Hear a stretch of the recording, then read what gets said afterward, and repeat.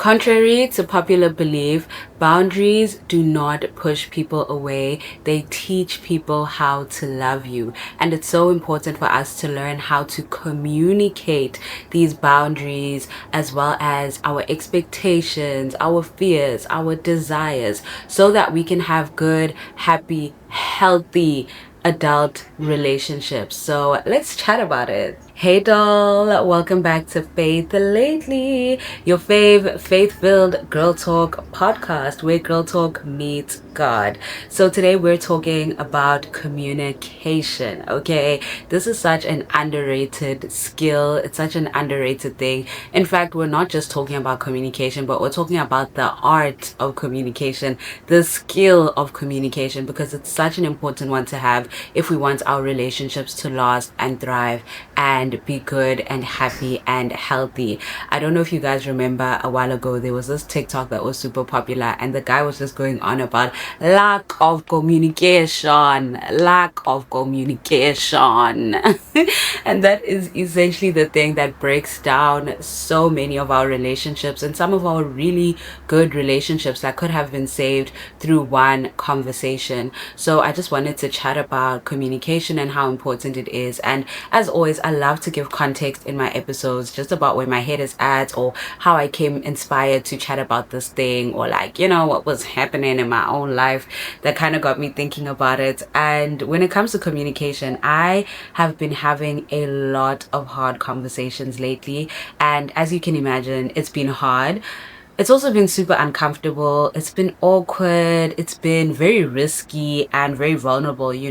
When you communicate, you don't always know how it's going to be received. And I think that's one of the fears that really keeps us from communicating with the people in our lives, is that we don't know how it's going to be received. And personally, for me, as an ex people pleaser, yes, clap for me, I would always pride myself in being non-confrontational and just that peacekeeper, and just trying to make myself as small as possible so that I don't rock the boat or shake any feathers, and just trying to minimize my own needs so much so that I'm an easier person to be in relationship with, because I always saw communication as a negative, or as something that made me a difficult person to love, or a difficult person to be friends with, a difficult person to work with or whatnot if I communicated. And I'm so glad that I've outgrown that mindset, and now I'm in a mindset where I see the value in communication, as long as it's done respectfully and with kindness, with honor. It can really be a game changer for our relationships. And yeah, like I said, I've been having some hard conversations in my life lately, with colleagues, with friends, and it's just been so freeing. After those conversations, I felt a lot more free. I felt the weight lifted off of my shoulders, and I've just felt more aligned with my truth, and just happy that actually this person knows where my head is at. And I love this definition of communication that I found online that is essentially going to be the basis of our conversation today. And the definition says that communication is the active process of exchanging information, ideas, thoughts, and emotions between a sender and a receiver. I love this definition so much because it first calls us out to be active when we are communicating. Communication is an active process. You cannot communicate passively. That's where things like passive aggression come in, and it's just not a healthy way to communicate. Communication is an active process, so we have to actively exchange our ideas, thoughts, and emotions with another person. I also love that this definition says between a sender and a receiver. There needs to be a sender and there needs to be a receiver where communication is involved. You cannot just communicate with yourself in your head and expect the receiver to receive the message. It's an active process of exchange between two parties. So you can't just communicate in your head and think that the other person has received the message. I also love that the definition says that it's an exchange of information, ideas, thoughts, and emotion. So sometimes a lot of the reason why our relationships are in shaky places is because there is missing information. And if we would just exchange that information, it would be so much easier to understand each other and come to a place of alignment.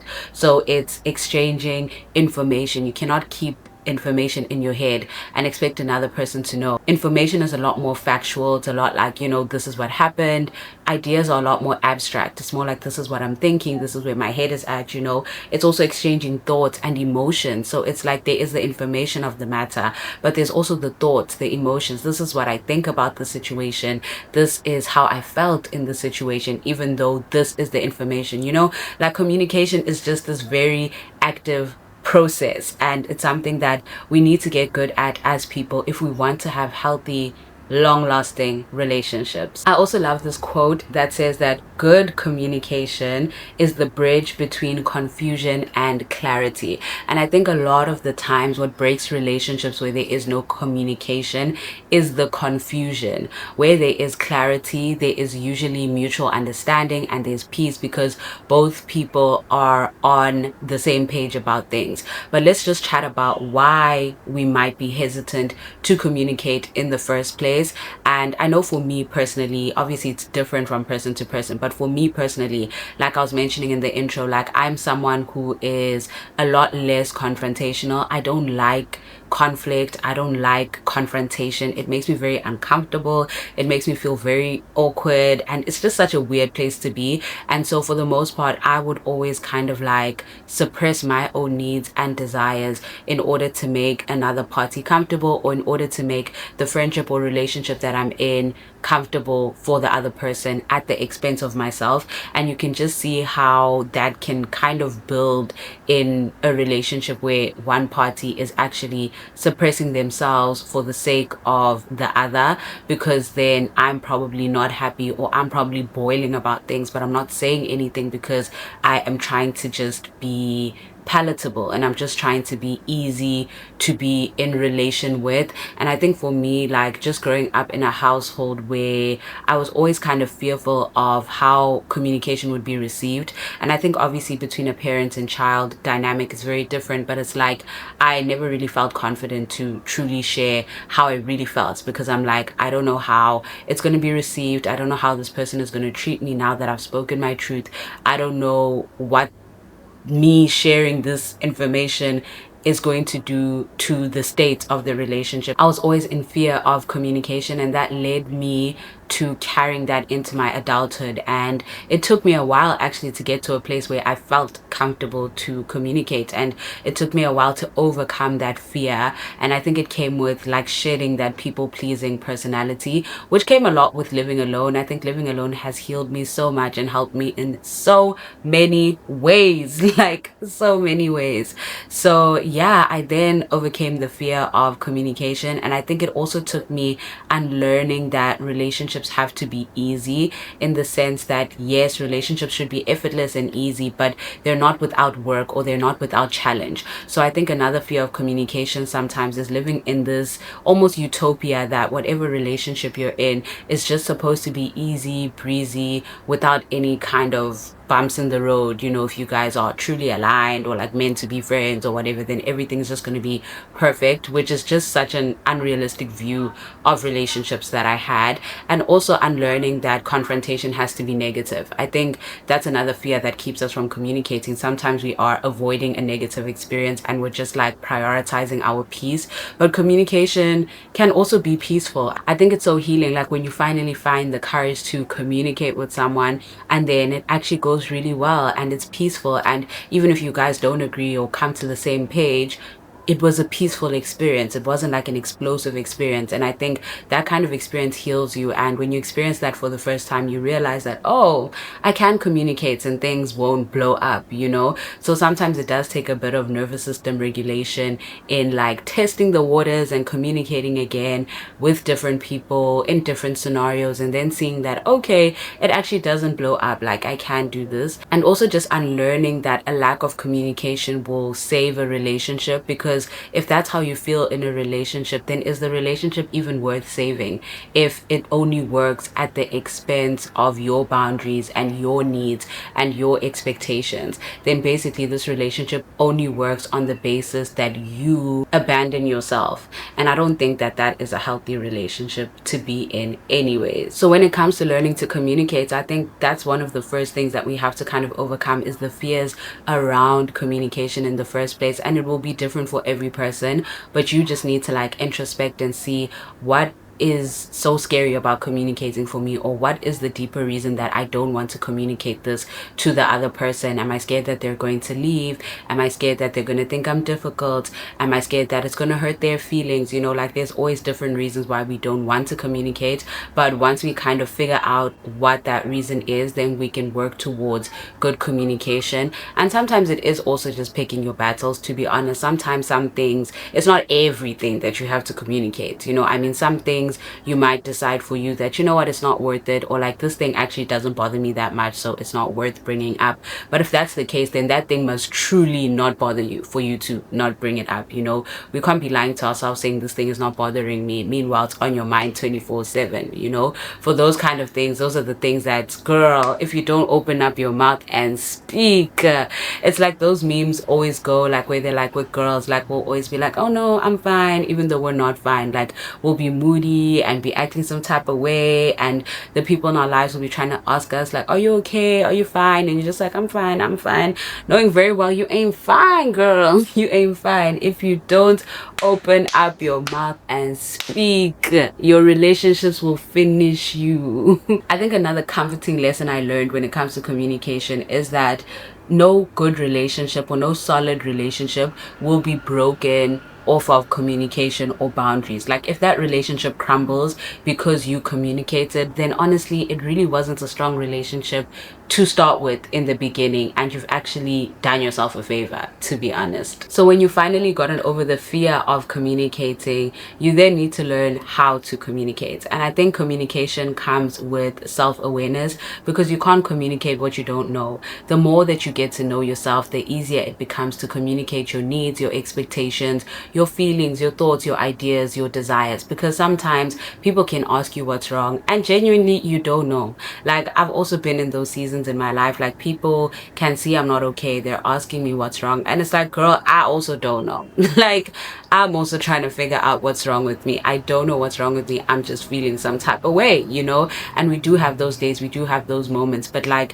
when you're self-aware, it's so much easier to communicate, because you also understand why things trigger you the way that they do, or why someone's behavior is making you feel some type of way. And it's easier for you to say, I don't like that you did this because it made me feel like this, or when you said this, I actually interpreted it like this. And maybe if it's a close relationship and there's room to go deeper, you can say that, you know, it comes from this experience that I've had, and so now when I have similar experiences like this, it reminds me of that, you know. And you can only share that kind of information and exchange that kind of information when you know it yourself. If you don't know it, you can't share it, you know what I mean? Like how can you communicate what you don't know? So it's so important for us to get to know ourselves, to observe ourselves and see, like, why do I behave the way I behave? Why do I react the way I react? Why do things make me feel the way they make me feel? Sometimes we have to interrogate ourselves first before we're able to share that information with others. Communication also definitely comes in a place where you feel safe. So it is easier to communicate in a relationship where you feel safe to do so, where you know that I can communicate without consequence, I can communicate without repercussion, that if I communicate with this person, nothing about our dynamic is going to shift. And that is something that comes with time, or just depends on the nature of the relationship. There's some relationships, some friendships where you just genuinely just feel safe, and like you feel like I can communicate, I can tell my girl what I need to tell my girl. But usually most of the times that comes with time, and with more like longer standing relationships. Usually with newer relationships, it's a bit harder to communicate, because you don't know what the emotional dynamic is in that relationship, or what will happen if you do communicate. But then in cases like that, we just have to take a risk. We just have to dip our toe in the water and see what happens, because also you don't know until you know. And that's very good data to have on your relationships, is how does this person react to my communication, or how do they take communication, or can this person communicate effectively? Can they receive what I am saying, and can they also share what they are thinking? I think it's very good data to have on relationships. So even if it's an early stage relationship, there's no harm in communicating. Good communication also comes with tone and timing. So it's not just about what you say, but it's about how you say it and when you say it. Especially when it comes to tone, a lot of communication can become explosive when tone is involved. Sometimes you just need to figure out how you can deliver the message or exchange this information in a respectful and kind manner, and not to be explosive with your communication. And that's why sometimes it's good to just sleep on things before you talk about it, or to try not to communicate when you're in a very heated emotional place, because that's when it gets very tricky very quickly. So it's just about knowing that timing, like what headspace am I in? Is this thing still fresh? Is it wise for me to communicate this while I'm at the peak of my frustration, or should I just wait, calm down, cool down, and then speak? Tone is very important. Timing is also very important. Like, does it make sense for me to bring this thing up right now? Can I wait for a better time? Would it be better for me to communicate this at this point in time? Will the receiver be more receptive to my message at this point in time? That is also an art of good communication. It's not just about saying whatever, whenever, however, but it's also just the strategy and the tact of, like, when do I say this? How do I say this? And it reminds me as well of Esther in the Bible. There's another podcast that I watched, Tapua Victory, and she did a podcast episode on the wisdom of Esther, and I will leave that episode in the description box if you guys want to check it out. And she was essentially just talking about Esther and how there was a strategy to her revealing certain information, and when she revealed it, and how she presented it, and herself when presenting this information. So, like, there's also a strategy to communication, and it's not just about saying anything anyhow. Otherwise your relationships will still suffer if, yes, you're communicating, but you're not communicating in a good or respectful manner. If you're shouting at people, if you are passive aggressive, if you are insulting people, it's like, yes, you're exchanging information, thoughts, ideas, emotions, but you're not doing it in a tactful manner, and that can still have a negative impact on your relationship. So it's not just about communicating, but it's about the art of good communication. There was also, for me personally, an inner work that came with being comfortable to communicate, and that just came from me needing to get to a place where I felt like I deserved better, or that my needs were worth meeting. Like, as I shared with you guys, I was the type of person to really minimize myself so that a relationship, a friendship, or whatever is just comfortable for the other person. But in me being able to communicate, I had to learn that my needs are worth meeting, and I'm allowed to communicate. I'm allowed to have expectations. I'm allowed to have things I would like the other party to do, or how I would like them to behave in relation to me, the same way they have those expectations and needs of me. I had to learn that my needs are important too, and therefore I am going to communicate them, because they are just as important as the other party's needs. And the quote that I shared in the beginning about how boundaries don't push people away, but they teach people how to love you, I've started to see boundaries, and communicating boundaries is very difficult, I won't lie, it's very awkward, but I think it's such a beautiful perspective when I look at it that way, of that boundaries teach people how to love you. Because it's like, if I didn't care about you, then I wouldn't say anything to you, and I would just let you do whatever, and I would just distance myself and withdraw myself from you, because I'm like, clearly you're not the type of person that I want to be in relation with, or you're not the kind of friend that I want to be friends with, because you keep doing this thing that I don't like, and I actually don't really care about this relationship and how it goes, so I'm just going to leave it alone, and I'm just going to withdraw myself. But I think when someone communicates a boundary with you, it teaches you how to love them, and similarly it teaches your people how to love you. If someone says to you that, I don't like it when you speak to me like this, or I don't like it when you make jokes like this, it's that that person loves you enough to want to be in relation with you in a way that doesn't hurt them, and that also doesn't hurt you. Like, I still want you in my life. I want you in my life so much so that I'm going to help you learn me so that we can be in a good relationship, you know? And again, there is no good relationship that will fall apart because of boundaries. There's another quote I like that says that the people that don't like your boundaries are the people that benefit from your lack of them, essentially. So if a relationship does crumble because of your boundaries, then again, it probably wasn't a relationship that you were supposed to be in the first place, or perhaps even simply you guys are just not compatible for relationship, and that is also okay. And then the last thing I want to say on communication is that it also helps the other person. Like, yes, in as much as it's about you and your needs and your expectations so that you can know how to manage your relationships and be in good relation with other people, it also helps the other person, because it doesn't help for you to not communicate certain things. You communicating to another person can help them be better. It can help them with growth. It can help them with self-improvement,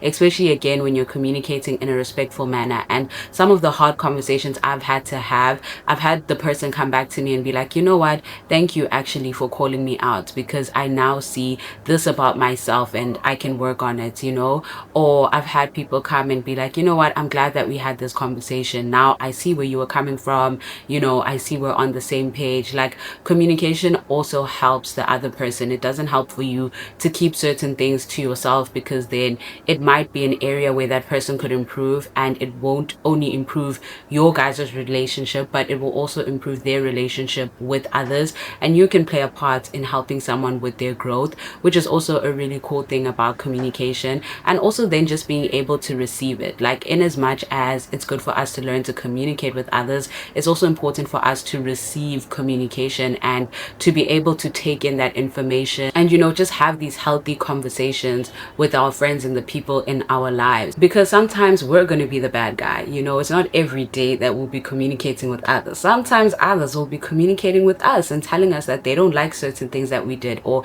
our behaviors hurt them. You know, I've also been in situations where I was the villain, you know, and then you just have to be able to take that communication as well and digest it and not dismiss another person, and just accept that, okay, this is their reality, this is how they feel towards the situation. Then again, being able to share your thoughts, your ideas, your information, and that's just all communication is. It's that exchange between two parties, and you being able to receive communication and also being able to be accountable and be like, you know what, fair, like, I was wrong in that situation and I apologize, you know. Like, it's so important for us as well to be able to receive communication as much as it is for us to give communication.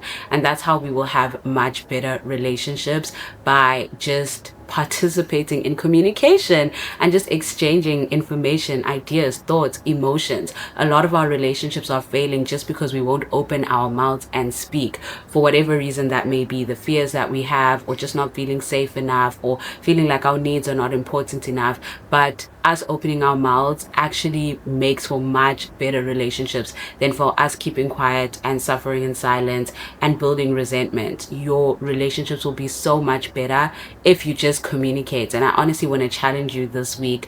Think of a relationship in your life that could improve with communication, or that could improve if you communicated something that you've been keeping to yourself. Like, I honestly want to challenge you with that. Do that, speak to that person, DM me, let me know how it goes. But I promise you, however it goes, whether good or bad, you would have gained information from that situation and know whether you want to move forward with the relationship or not. So either way, it's a win-win situation. And of course, I have to leave you guys with the verse before I go. And the verse that was on my mind when it comes to the topic of this episode was Proverbs 27 verse 6 from the New Living Translation. And it reads, "Wounds from a sincere friend are better than many kisses from an enemy." And I hope that just encourages you to communicate with sincerity. And if you are a genuine friend to someone, and if what you say to them might hurt them, even if you have said it respectfully and kindly, and you feel like what you might communicate with them might hurt them a little bit, but if it's ultimately going to help them grow, then be encouraged that the wounds from you as a friend are so much better than flattery or deception or manipulation from an enemy. It doesn't help anyone to just be a yes man and to agree to everything that the people in our lives are doing. Wounds from a friend are better than many kisses from an enemy. And with that, that brings us to the end of the episode. I hope you enjoyed it. Please do make sure as well to click the link in the description box to subscribe to our weekly love letters, where you'll get weekly wisdom from your girl and some tea that I might not share anywhere else on the internet, child. Those are the more like detailed kind of life lessons in real time. And I'd also love for you to join us over on Instagram at Faith Lately Pod, and let's just chat. Also, please do leave me a comment. Let me know your thoughts in the comments. This is like an open discussion. I'd love to also engage with you guys in the comments and hear new thoughts and insights and perspectives. Let's communicate in the comments, please. But yeah, I hope you guys enjoyed this episode, and I'll see you next week for the next one. Bye.